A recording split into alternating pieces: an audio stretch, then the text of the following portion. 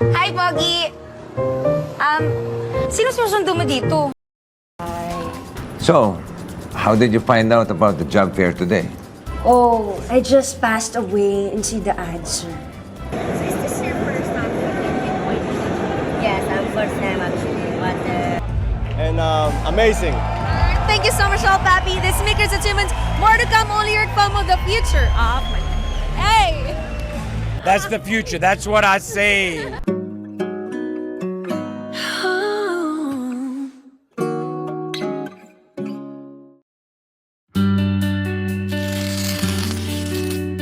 Mommy, Mm-hmm. can I draw?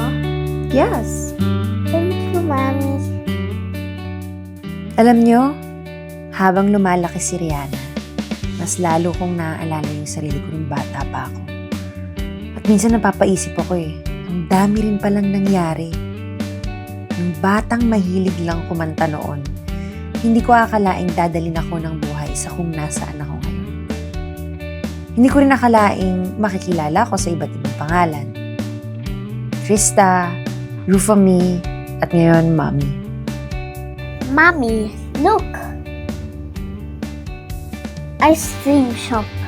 At habang tinititigan ko siya, naalala ko rin kung saan nagsimula ang lahat. At nagsimula yon sa tatay ko, si Oscar Aguilar.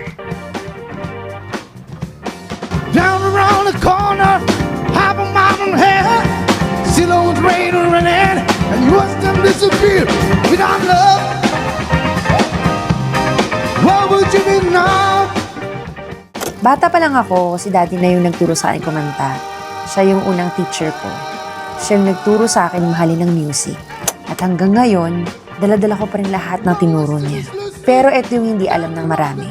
Habang siya yung nagtuturo sa akin kumanta, hindi talaga siya pabor na mag-entertainment ako. At ngayong magulang na rin ako, naiintindihan ko na kung bakit. Kasi alam niya kung gaano kahirap ang industriya. Pero syempre kapag may pangarap ka, gusto mo pa rin subukan, di ba?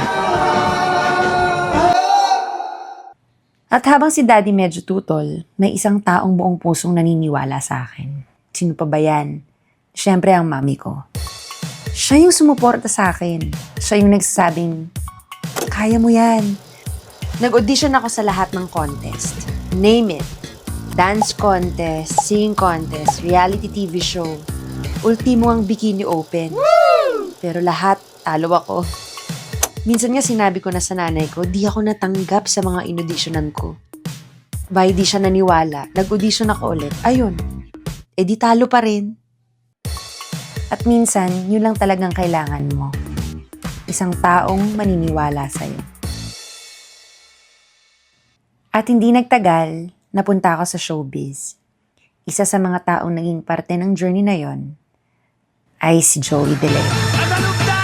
Siyang nagbigay sa akin ng pangalang Rufami. I like Krista better, Mommy. At doon nagsimula ang isang malaking chapter ng buhay ko. Mga performances, mga guestings, mga experiences na hindi ko akalaing mararanasan ko. At mas lalo kong minahal ang pagpa-perform.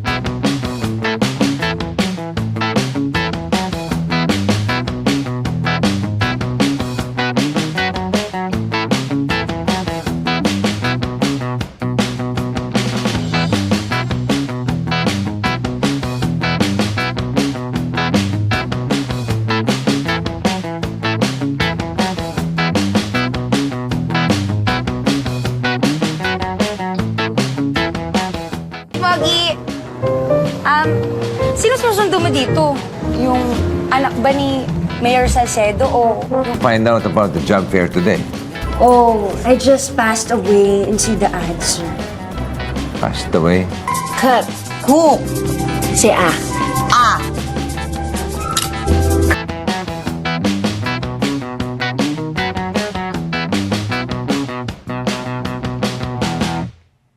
Pero dumating din yung panahon na kailangan kong umalis at napunta ako sa Dubai.